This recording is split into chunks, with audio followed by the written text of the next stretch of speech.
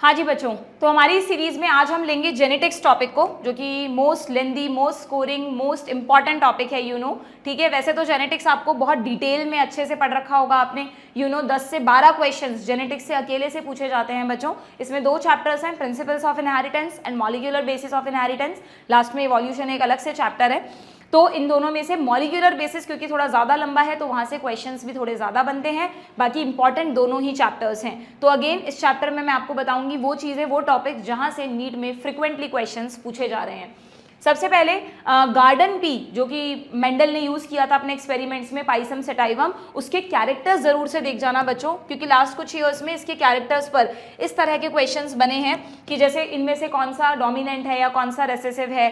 Total कितने characters Mendel ने choose किए, तो 7 कैरेक्टर, बट अगर वेराइटीज़ पूछें तो 14 यानी 14 वेराइटीज़। ओके, तो इसमें आपको पता है जैसे स्टेम की हाइट में टॉल एंड ड्वार्फ, जो आपको याद रहता है वो तो ठीक है, बट आप जहाँ कंफ्यूज होते हैं वो सुन लो। जब हम पॉड में देखेंगे तो पॉड का जो कलर है, यानी मटर की फली का जो कलर है, वो नॉर्मली ग्रीन होता है या कई बार येलो भी होता है। और जो मटर के सीड्स होते हैं, सीड का जो कलर है जो हम खाते हैं, वो हमने तो यूजुअली ग्रीन ही देखे हैं, बट वो येलो कलर में भी होते हैं बच्चों। तो यहाँ पर आप कंफ्यूज हो सकते हो कि कौन सा रेसेसिव है, कौन सा डोमिनेंट। तो सिंपली याद रखना कि हम जो मटर के सीड्स खाते हैं वो उसका रेसेसिव ट्रेट है, ठीक है। तो हमेशा ध्यान रहेगा कि green seed colour is the recessive one, तो बाकी सारे अपने आप याद हो जाएंगे। अगर यहाँ ग्रीन रेसेसिव है तो यहाँ ग्रीन डोमिनेंट होगा, जो भी रेसेसिव है उसका ऑपोजिट आप कर देंगे, ठीक है। क्लियर है? Then next monohybrid and dihybrid cross में, अब नीट में कोई आपको क्रॉस बनाने को तो आएगा नहीं, आपको तो 4 में से एक ऑप्शन चूज करना है, तो बस रेशो रिवाइज कर जाओ। अगर हम F1 जनरेशन में देखें बच्चों, तो F1 जनरेशन में तो सारे प्लांट्स एक जैसे ही होते हैं, तो वहाँ तो कोई रेशो ही नहीं होता। तो मेनली हमें रेशो कहाँ देखना है? F2 जनरेशन में। उसमें ध्यान से पढ़ लेना कि तुमसे फिनोटिपिक रेशो पूछा है या जीनोटिपिक रेशो पूछा है ना, यही गड़बड़ सबसे ज़्यादा हम करते हैं। तो अगर फिनोटिपिक रेशो पूछा है तो मोनोहाइब्रिड क्रॉस में आपको पता है क्या होता है? मोनोहाइब्रिड क्रॉस में फिनोटिपिक रेशो आता है 3:1, 3 टॉल 1 ड्वार्फ, जबकि जीनोटिपिक रेशो आता है 1:2:1। और डाई हाइब्रिड क्रॉस में जो फिनोटिपिक रेशो है वो आता है 9:3:3:1। 4 तरह के फिनोटाइप्स मिलते हैं आपको, जबकि जीनोटिपिक रेशो जनरली नहीं पूछा जाता, 12:24, 12:12:1 सबके बीच में रेशो लगा दो, वो इसका जीनोटिपिक रेशो है, वो नहीं पूछते। हाँ, आप इतना याद रखना कि यहाँ पे 4 टाइप के फिनोटाइप मिलते हैं, जबकि यहाँ पर 9 टाइप के जीनोटाइप्स मिलते हैं। क्लियर? 9 टाइप के जीनोटाइप्स मिलते हैं। ओके, देन बच्चों ये बहुत इंपॉर्टेंट है, लास्ट कुछ ईयर्स में डेफिनेटली एक क्वेश्चन इन 5 में से 1 या 2 टर्म्स पे आया ही आया है। एक बार क्विकली देखते हैं हम।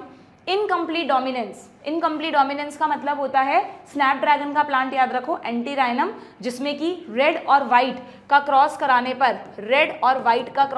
पर पिंक फ्लावर्स मिले थे।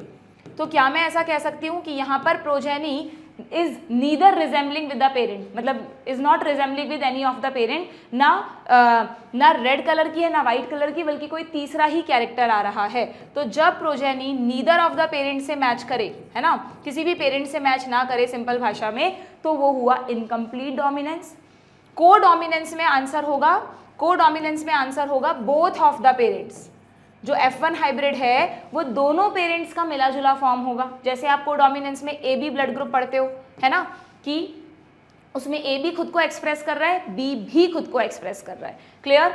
मल्टीपल एलिलिज्म में आप बोलते हो ब्लड ग्रुप का जीन है I, जिसके पास 2 से भी ज़्यादा एलील है। यूजुअली मेंडल ने कहा था एक जीन के 2 फैक्टर्स होते हैं, 2 एलील होते हैं, बट ब्लड ग्रुप का जो जीन है I, उसके पास आपको पता है 3 एलील्स हैं, IA, IB, ये दोनों डोमिनेंट एलील्स हैं, और स्मॉल आई इसका रेसेसिव एलील है। पर यस, एक इंडिविजुअल में कोई 2 ही एलील्स प्रेजेंट होंगे। तो इनसे 4 तरह के ब्लड ग्रुप्स बनते हैं, A, B, O और AB। तो टोटल कितने फिनोटाइप हुए? 4, और जीनोटाइप आपको पता है 6 होते हैं, ठीक है। तो आपको डेफिनेशंस में उलझाया जा सकता है, तो यू हैव टू रिमेंबर। तो अगर इसमें अच्छा एक चीज़ और याद रखना, जो मेंडल ने कॉन्सेप्ट दिया था वो था डोमिनेंस, है ना। तो डोमिनेंस में आप क्या कहोगे? Progeny resembling either of the parent, ऐसा ही होता है, जनरली डोमिनेंट पेरेंट से मैच करता है F1 प्रोजेनी। क्लियर? यहाँ नीदर और यहाँ बोथ, कॉन्सेप्चुअली याद रखना है। जेनेटिक्स में मेरे पास कोई ट्रिक्स नहीं है, जेनेटिक्स में सब कुछ कॉन्सेप्चुअल है। एक चीज़ याद रखना, जेनेटिक्स में ना आप देख लेना, चाहे से नीट के PYQs उठाकर, पुराने टाइम में बच्चों बहुत डिटेल टाइप के न्यूमेरिकल्स पूछे जाते थे, फॉर्मूला आपको लगाना होता था, आंसर निकालना होता था। लास्ट 10 ईयर्स में इस तरह के न्यूमेरिकल्स नहीं आए हैं। अगर न्यूमेरिकल आता है तो या तो आपसे उस पर पूछते हैं हार्डी वीनबर्ग इक्विलिब्रियम पे जो इवोल्यूशन में आप पढ़ते हैं, या फिर आपसे थोड़ा बहुत पेडिग्री का कोई डायग्राम देकर पूछ लेते हैं। ओके, इस तरह की सिंपल चीज़ें ही जेनेटिक्स में पूछी जा रही हैं। तो वो जो बहुत डिटेल वाले फॉर्मूलाज वगैरह होते थे ना, जो पुराने टाइम में पूछे जाते थे, प्लीज़ उनको पढ़ने में टाइम वेस्ट मत करना। और स्पेशली ये जो एपिस्टेसिस और ये सब कॉम्प्लीमेंट्री जीन वगैरह सप्लीमेंट्री जीन होते हैं वो तो बिल्कुल नहीं पूछे जा रहे हैं। तो इन सबको लास्ट के टाइम में नहीं पढ़ना है आप लोगों को। क्लियर? ये हो गया क्लियर। देन प्लियोट्रॉपी और पॉलीजेनिक में क्या डिफरेंस है? देखो अगेन मिलती जुलती टर्म है, गड़बड़ कर दोगे तुम डेफिनेटली एक क्वेश्चन आता है। प्लियोट्रॉपी का मतलब होता है जीन तो एक ही है पर इस जीन के मैनी फिनोटाइप्स हैं। इस जीन की वजह से बहुत सारे कैरेक्टर्स अफेक्ट हो रहे हैं, जिसका बेस्ट एग्जाम्पल है PKU। साथ में तुम सिकल सेल एनीमिया भी याद रख सकते हो, है ना, क्योंकि फिनाइल कीटोन्यूरिया में तुम्हें पता है कि जब वो एंजाइम डिफेक्टिव होता है तो उसकी वजह से मेंटल रिटार्डेशन भी होता है, स्किन पिगमेंटेशन एबनॉर्मल हो जाता है, यूरिन में एक्सक्रीशन स्टार्ट हो जाता है। तो दैट्स वाई मल्टीपल फिनोटाइप, इसलिए प्लियोट्रॉपी। ओके, देन प्लियो वर्ड आता है ना मैनी के लिए, इसलिए। देन पॉलीजेनिक, पॉलीजेनिक में नाम में ही पॉलीजीन आ गया, तो यहाँ एक जीन क्यों है? यहाँ तो नाम ही खुद कह रहा है भाई मैनी जीन्स। तो पॉलीजेनिक इनहेरिटेंस में क्या होता है बच्चों, बहुत सारे जीन्स मिलकर एक कैरेक्टर को कंट्रोल करते हैं। जैसे कि कौन सा कैरेक्टर? हमारा स्किन कलर, हमारी हाइट, है ना। ह्यूमंस में human height, human skin colour किसका एग्जाम्पल है? पॉलीजेनिक का। इसलिए इतने सारे एलील्स मिलकर, जैसे 3 जीन्स हैं तो 3 जीन्स के 6 एलील हो गए, वो उन सब पे डिपेंड करेगा कि कौन सा स्किन कलर होगा, डार्केस्ट होगा, लाइटेस्ट होगा या कोई इंटरमीडिएट कलर होगा। ठीक है, मिक्स तो नहीं करोगे अब इन सारी चीज़ों को। देन नेक्स्ट जो फ्रीक्वेंट क्वेश्चन जेनेटिक्स से आ रहा है बच्चों, हर साल आ रहा है, अभी 23 में भी था, 22 में भी था, that is on the Alfred Sturtevant, है ना। एल्फ्रेड स्टर्टिवेंट जो मॉर्गन के स्टूडेंट थे, मॉर्गन ने तो लिंकेज डिस्कवर किया था, लिंकेज पे इतने क्वेश्चन नहीं आए जितने उनके स्टूडेंट पर आए हैं। एल्फ्रेड स्टर्टिवेंट ने मॉर्गन के कॉन्सेप्ट से सीखकर जीन मैपिंग का कॉन्सेप्ट हमें दिया था कि हम एक क्रोमोसोम पर जीन्स की लोकेशन पता कर सकते हैं। कैसे? अगर हमें 2 जीन्स के बीच की रिकॉम्बिनेशन फ्रिक्वेंसी पता है। अभी रिसेंटली भी क्वेश्चन बना था कि अगर मान लो A एंड B जीन के बीच में 13% का क्रॉसिंग ओवर फ्रिक्वेंसी है, रिकॉम्बिनेशंस आ रहे हैं, तो इसका मतलब एक मिनट, ये A है, ये B है, तो इनके बीच में 13 सेंटीमॉर्गन का ही डिस्टेंस है। 13 यूनिट्स, यूनिट नहीं भी याद रखे तुम, सेंटीमॉर्गन की जगह यूनिट बोल दो, ठीक है। अगर मैं तुम्हें कहूँ कि A और C के बीच में 23% रिकॉम्बिनेशन फ्रिक्वेंसी है, तो C यहाँ हो सकता है क्या? ये चीज़ तो 13 से कम होगी, या तो C यहाँ होगा कहीं पर, इससे 23 यूनिट दूर, और या फिर इस तरफ भी हो सकता है ना। तो अगर मैं तुम्हें B और C के बीच का बता दूं, अगर मैं कहूँ B और C के बीच में रिकॉम्बिनेशन फ्रिक्वेंसी 10% है, तो तुम अपने आप समझ जाओगे कि इसका मतलब ये अगर 10 है तो बिल्कुल 13 और 10 23 हो सकता है। तो ये जीन्स की पोजीशन हुई। अगर मैं C इस तरफ बनाती तो फिर B और C में 13 प्लस जो भी होता नंबर वो वाला, उतना वाला डिस्टेंस होता। क्लियर है? तो इस तरह जीन मैपिंग का कॉन्सेप्ट इन्होंने दिया। या तो थ्योरेटिकल क्वेश्चन आता है या फिर ये वाला क्वेश्चन भी पूछ सकते हैं। क्लियर? देन रिकॉम्बिनेशन फ्रिक्वेंसी के बाद नेक्स्ट आता है आपका सेक्स डिटर्मिनेशन। ठीक है, अच्छा इसमें एक और चीज़ ध्यान रखना, मॉर्गन के लिंकेज का जो कॉन्सेप्ट है, मॉर्गन ने अपने एक्सपेरिमेंट किस पे किए थे? ड्रोसोफिला पर, फ्रूट फ्लाई पर, नाम पूछ लेंगे आपसे। और उनसे पहले क्रोमोसोमल थ्योरी ऑफ इनहेरिटेंस किसने दी थी? सटन एंड बॉवेरी ने। ओके, कोई उस थ्योरी को डिटेल में नहीं पूछेगा तुमसे। नाउ सेक्स डिटर्मिनेशन पे क्वेश्चन आता है, बड़ा खुश हो जाते हैं बच्चे, बहुत ही सिंपल सा टॉपिक है, बस एक ही गड़बड़ कर देते हैं। ह्यूमंस का तो पता रहता है XX XY टाइप है, ठीक है, ह्यूमंस का तो पता रहता है तुम्हें। इंसेक्ट्स का भी लगभग सब बच्चों को याद रहता है कि XX X0 टाइप है मोस्ट ऑफ इंसेक्ट्स का, ठीक है, मोस्ट ऑफ इंसेक्ट्स का। बर्ड्स में गड़बड़ मत करना, बर्ड्स में बच्चों ZZ ZW टाइप का सेक्स डिटर्मिनेशन होता है, जिसमें से हम सब में तो ये जो हैं ये मेल हैं, जो डिफरेंट वाले एलील्स हैं वो मेल के हैं, बट फीमेल बर्ड्स में ये ZW मेल नहीं बल्कि फीमेल बर्ड है। फीमेल हेटेरोगैमिटी का एग्जाम्पल है बर्ड्स और मेल हेटेरोगैमिटी के एग्जाम्पल हैं ये दोनों। इसमें भी ध्यान रखना, ड्रोसोफिला को यहाँ नहीं रखना बल्कि यहाँ रखना है। नो डाउट ड्रोसोफिला या फ्रूट फ्लाई एक इंसेक्ट है, बट ड्रोसोफिला में हमारे जैसा सेक्स डिटर्मिनेशन है, that is XY not X0। Okay, done. Then genetic disorders सारे आपको अच्छे से पढ़ के जाने हैं, किसी पे भी क्वेश्चन आ सकता है, हीमोफीलिया, सिकल सेल एनीमिया, किस तरह के क्वेश्चन बने हैं देखो इन जेनेटिक डिसऑर्डर्स पे। या तो आपको पूछ लेंगे कि पहचानो इनमें से कौन सा डोमिनेंट है कौन सा रेसेसिव है, तो बहुत आसान है। ऑटोजोमल डोमिनेंट में सिर्फ एक एग्जाम्पल दिया है तुम्हारी बुक में, मायोटोनिक डिस्ट्रॉफी।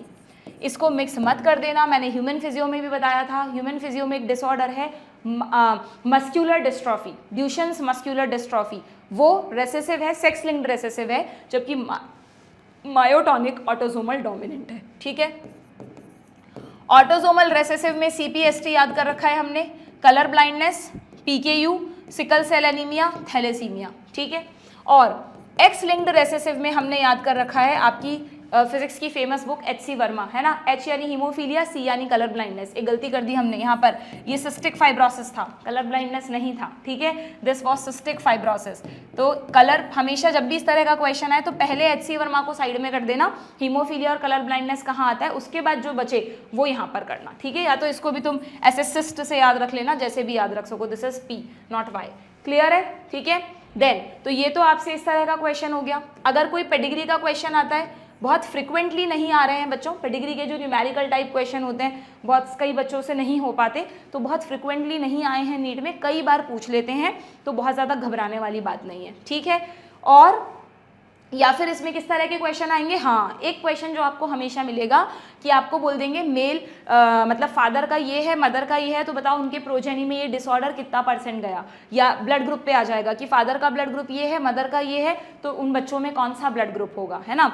फादर में कलर ब्लाइंडनेस थी या नहीं, मदर में थी या नहीं, तो बच्चों में होगी या नहीं। इस तरह के जो क्वेश्चंस हैं वो तो भाई लॉन्ग प्रैक्टिस मांगते हैं, अभी लास्ट में उनको आप नहीं सीख सकते, अगर कर रखे हैं तो वेल एंड गुड, नहीं तो भूल जाओ। ठीक है, क्लियर। देन आगे बढ़ते हैं, नेक्स्ट आता है जो molecular basis of inheritance chapter है। अच्छा, इसमें एक चीज और रुको एक बार, जेनेटिक डिसऑर्डर्स में जो लास्ट में आपके 3 सिंड्रोम्स दे रखे हैं ना बच्चों, down syndrome, Klinefelter syndrome and Turner syndrome, इनको एक बार जरूर रिवाइज कर जाना। डाउन सिंड्रोम 21st क्रोमोसोम की ट्राइसोमी से होता है, ऑटोजोम है 21st क्रोमोसोम, जबकि क्लाइनफेल्टर सिंड्रोम में XXY याद रखो, 44 क्रोमोसोम्स तो हैं ही प्लस XXY, तो मेल्स में हो रहा है एक एडिशनल X की वजह से। टर्नर में X0 रह गया, 44 ऑटोसोम्स तो हैं ही, X0 रह गया, एक X कम है, तो टर्नर्स हमेशा फीमेल्स में होता है, क्लाइन मेल में होता है, डाउन मेल एंड फीमेल किसी में भी हो सकता है। तीनों के सिम्टम्स रिवाइज कर जाना।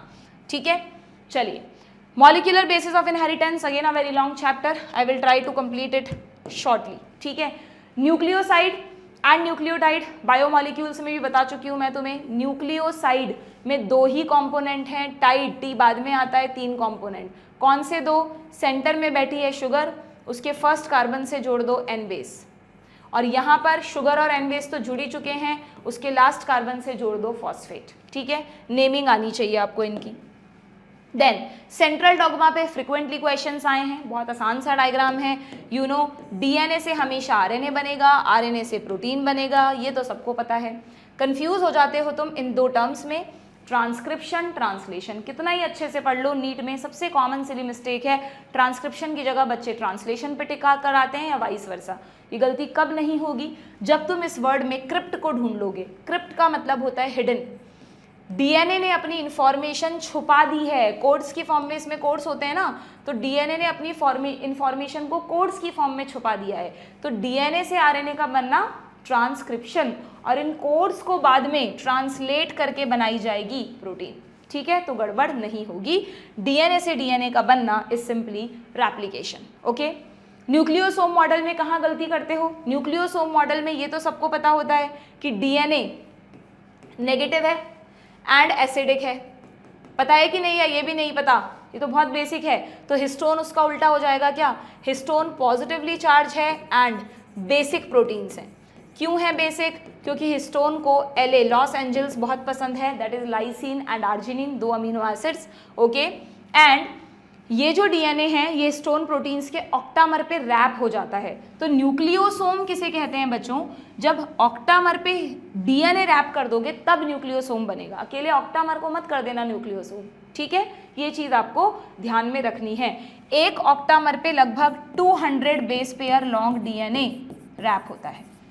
Okay, clear. देन यहाँ पर न्यूक्लियोसोम मॉडल में आप वो भी पढ़ते हैं यू क्रोमैटिन एंड हेट्रोक्रोमैटिन, है ना। इसमें एक चीज़ बता दूं बस कि यू मतलब ट्रू होता है, तो जो एक्टिव पार्ट है ना, जो ट्रांसक्रिप्शन करेगा डीएनए का, यू ट्रांसक्रिप्शनली एक्टिव पार्ट है वो यू क्रोमैटिन है, बाकी का हेट्रोक्रोमैटिन है। ओके, चलिए देन अगर हम बात करें जेनेटिक मटेरियल के एक्सपेरिमेंट्स की, तो 3 एक्सपेरिमेंट्स तुम्हारे कोर्स में हैं। एक तो ग्रिफिथ का एक्सपेरिमेंट है, देन उसके बाद एक एवरी मैकलॉड मैककार्टी का एक्सपेरिमेंट है और हर्शे एंड चेज का है। अगर तीनों को रिवाइज, वैसे तो तीनों ही इंपॉर्टेंट है, बट अगर तीनों को रिवाइज करने का टाइम नहीं है तो हर्शे एंड चेज का रिवाइज कर जाना, सबसे ज़्यादा क्वेश्चंस यहीं से बनते हैं। इसमें भी एक चीज़ जो सबसे ज़्यादा कंफ्यूज करती है, पी और एस, इनका रेडियो एक्टिव फॉर्म कौन सा है। तो देखो एटॉमिक नंबर से याद रखना, तुम्हें पता है फॉस्फोरस का एटॉमिक नंबर 15 है, इसका 16 है, तो 15 का डबल 30, 16 का डबल 32, तो इनकी जो रेडियो एक्टिव फॉर्म है वो और भी हैवी होगी ना। तो P की रेडियो एक्टिव फॉर्म होती है P32, जबकि S की रेडियो एक्टिव फॉर्म होती है S35, है ना। ये हमें कई बार मिक्स हो जाता है कि यार P35 था या S32 था, तो एटॉमिक नंबर को डबल कर लो, ये नॉर्मल, और नॉर्मल से हैवी कर दो, 30 को 32, 32 को 35, तो वो रेडियो एक्टिव। ये तो सबको पता है कि फॉस्फोरस जो है वो डीएनए में होता है और सल्फर जो है वो प्रोटीन में होता है, ठीक है। अब हो जाएंगे इसके क्वेश्चन। चलिए देन रेप्लिकेशन मैंने यहाँ इसलिए नहीं लिखा क्योंकि रेप्लिकेशन से कंपैरेटिवली कम क्वेश्चन आए। मैं ये नहीं कह रही कि इस बार नहीं आएगा, पर रेप्लिकेशन से कंपैरेटिवली कम आए तो तुमने जो भी पहले सीखा है, पढ़ा है, उसके बेसिस पर कराना अगर क्वेश्चन आता है तो। रेप्लिकेशन में वो जरूर रिवाइज कर जाना, मीजल्सन एंड स्टॉल का एक्सपेरिमेंट, है ना। उसमें कई बार कंफ्यूजन हो जाता है हमें कि कितने मॉलिक्यूल से कितना बनना है, ठीक है। नाउ ट्रांसक्रिप्शन, ये पक्के से 2 क्वेश्चन इससे आएंगे ही आएंगे डेफिनेटली। बहुत लंबा टॉपिक है, डिटेल में पढ़ा हुआ होगा आप लोगों ने। कुछ चीज़ें जहाँ पर आप उलझ जाते हो सिर्फ वो बता रही हूँ मैं आपको। एक तो ट्रांसक्रिप्शन में हम पढ़ते हैं 2 तरह की ट्रांसक्रिप्शन यूनिट होती है, पॉलीसिस्ट्रॉनिक और मोनोसिस्ट्रॉनिक। पॉलीसिस्ट्रॉनिक पी से है, ये हमेशा प्रोकैरियोट्स में होती है। मोनोसिस्ट्रॉनिक हमारे में यानी यूकैरियोट्स में होती है। ये ध्यान है आपको, जैसे ZYA, तो ये पॉलीसिस्ट्रॉनिक ही तो हो गया, बैक्टीरिया में ही तो होता है प्रोकैरियोट में। एक तो ये चीज़ याद रखना। दूसरा, ट्रांसक्रिप्शन के लिए जो एंजाइम है RNA पॉलीमरेज, प्रोकैरियोट्स में एक ही एंजाइम होता है। जब ये काम करता है तो सिग्मा और रो फैक्टर के साथ करता है। सिग्मा के साथ इनिशिएट, रो के साथ रोकना, और इलोंगेशन अकेला करता है, ठीक है। हमारे में ये फैक्टर्स नहीं होते, लेकिन इसके 3 टाइप्स होते हैं, फर्स्ट, सेकंड, थर्ड। बहुत आता है क्वेश्चन, कैसे याद रखोगे? इसके लिए आप TMT यानी RMT याद रखो। ये rRNA, ये mRNA और ये tRNA को बनाएगा। उसमें भी rRNA का एक टाइप है, सब टाइप है, और snRNA है वो थर्ड बनाएगा, ठीक है, क्लियर।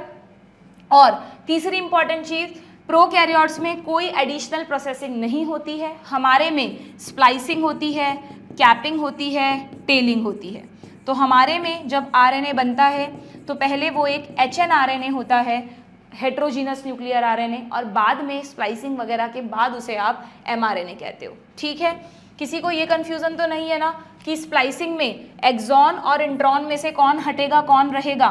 तो बहुत आसान है बच्चों, एक्सॉन और इंट्रॉन, इनकी सीक्वेंस, इनकी फुल फॉर्म याद रखो। इंट्रॉन यानी इंटरप्ट करने वाली सीक्वेंस, तो ये इंटरप्टिंग है तो इनको रिमूव कर देना है, ठीक है। एक्सॉन यानी एक्सप्रेस करने वाली सीक्वेंस, इनको आगे जाकर एक्सप्रेस करना है तो इनको स्प्लाइसिंग में रखा जाएगा, ठीक है, क्लियर है। जेनेटिक कोडोन्स अच्छे से पढ़ जाना भाई, जेनेटिक कोडोन्स पे भी क्वेश्चंस आते हैं, सबको पता है। इनिशिएटर कोडोन ये रहा, stop codon UAA, UAG, UGA, ये स्टॉप कोडोन्स हैं, ठीक है।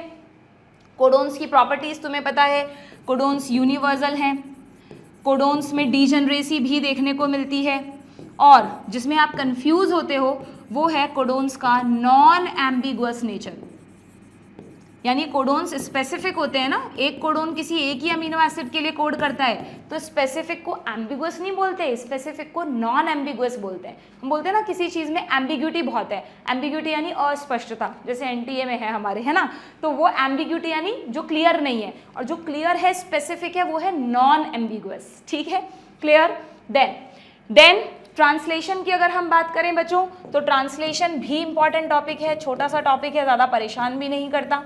प्रोटीन सिंथेसिस, यहाँ पे या तो तुमसे पूछ लेते हैं कौन राइबोजाइम है, तो you know 23S rRNA in prokaryotes, जबकि 28S rRNA इन यूकैरियोट्स।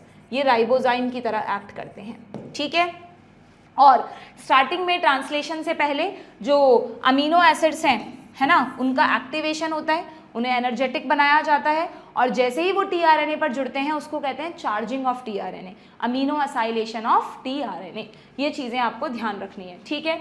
बाकी पी साइट, ए साइट, वो सब डिटेल्ड प्रोसेस है बच्चों, उसमें कोई भी ऐसी चीज़ नहीं है। हाँ, एक चीज़ ज़रूर याद रखना, यहाँ पे कई बार यूटीआर पे भी क्वेश्चन आता है, अनट्रांसलेटेड रीजन्स, ओके।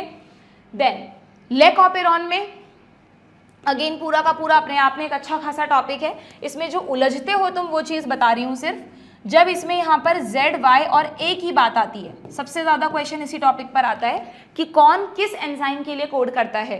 तो देखो ये तो ABCD में जस्ट उल्टी सीक्वेंस है, Z, Y, A, और इसके लिए तुम्हें याद रखना है BPT, बैचलर ऑफ फिजियोथेरेपी, है ना, एक पैरामेडिकल कोर्स होता है, तो BPT।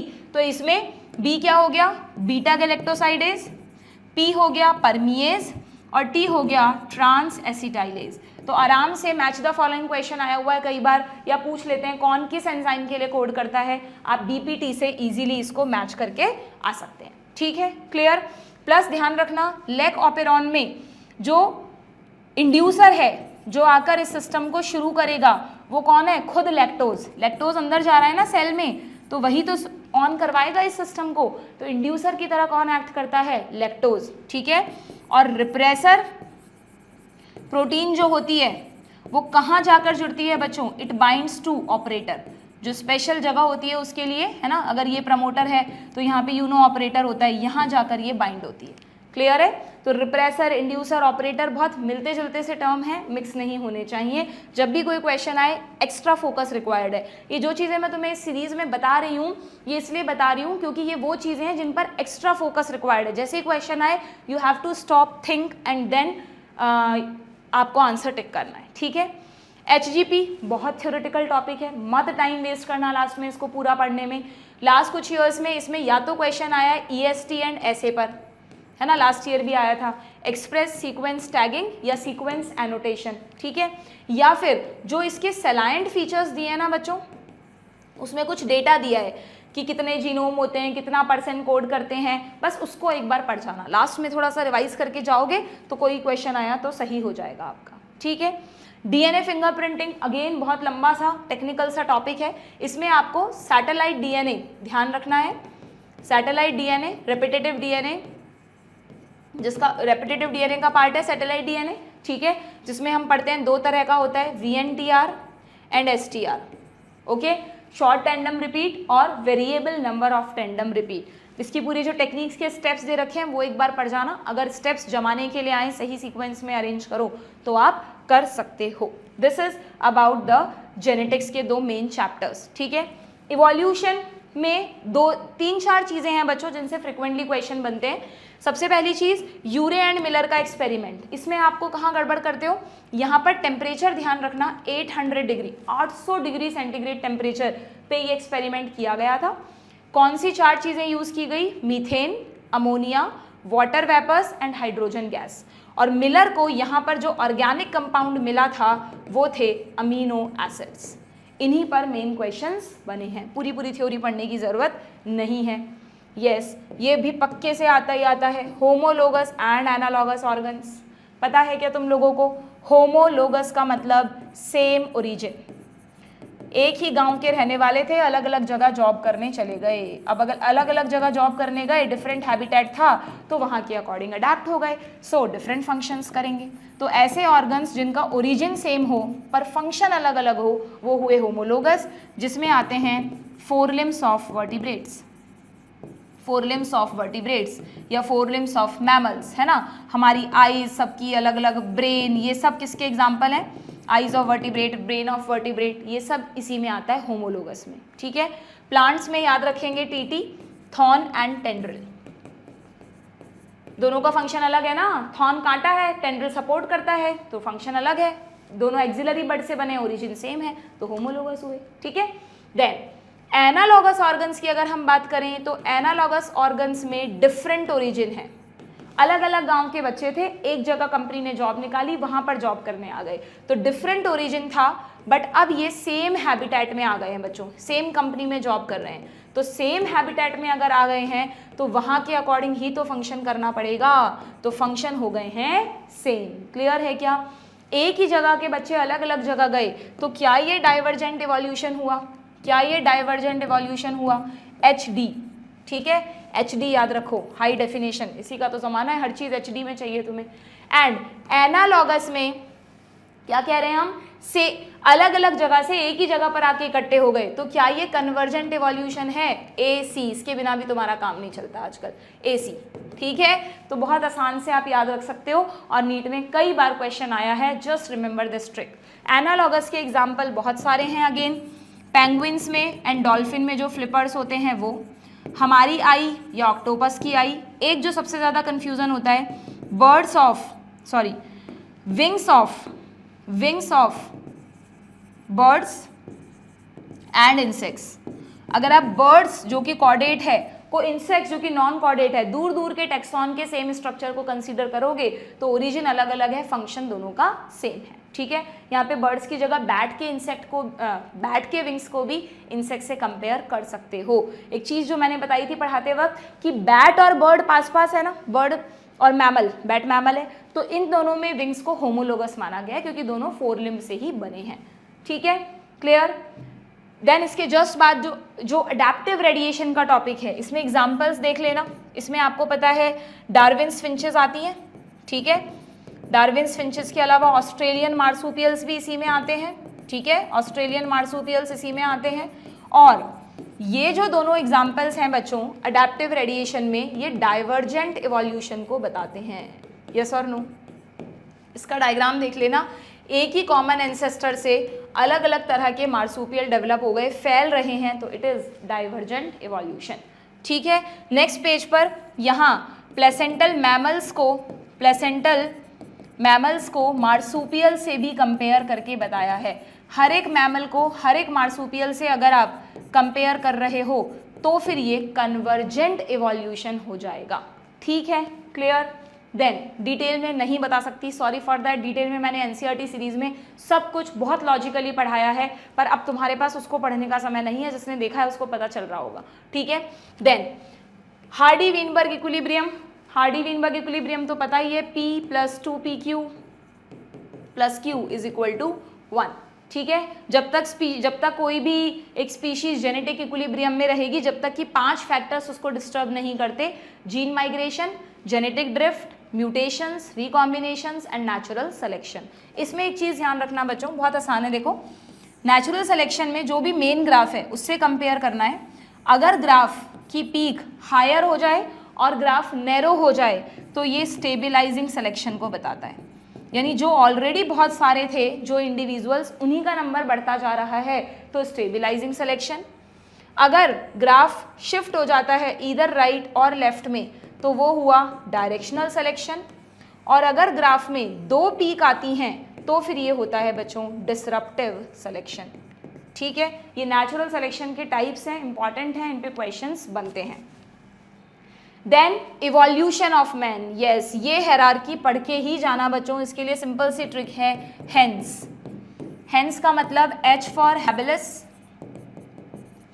हैबिलस, ठीक है, E for erectus, first letter मुझे स्मॉल लिखना चाहिए, E फॉर इरेक्टस स्पीशीज है ना, ये होमो तो सबका सेम ही है, इरेक्टस, N फॉर नियंडरथल्स और S हम वाइज मैन यानी सेपियंस। ये हमारी हायरार्की की सीरीज है, ठीक है। और हेंस से पहले जस्ट पहले थे ऑस्ट्रेलोपिथेकस, ठीक है। और इससे पहले तो तुम्हें पता ही है गॉरिल्ला और एप्स की जैसे थे ड्रायोपिथेकस एंड रामापिथेकस। इनमें नहीं होता कंफ्यूजन, ये तो पता रहता है, Dryo and Rama they walked like gorillas, है ना, हेयर ही थे बहुत ज़्यादा। फिर ऑस्ट्रेलो आए, ये वाला मिक्स हो जाता है, तो हेंस याद रखो, ओके। सबकी क्रेनियल कैपेसिटी देख लेना एक बार, रिसेंटली नीट में क्वेश्चन आया हुआ है। बाकी इनके फीचर्स भी बहुत उलझाते हैं बच्चों को, इतनी जल्दी याद नहीं रहते, कौन टूल बनाता था, कौन क्या करता था, ठीक है। तो बट लास्ट में एक बार रिवाइज कर जाओगे तो आपके लिए ईजी रहेगा। This is all about the genetics.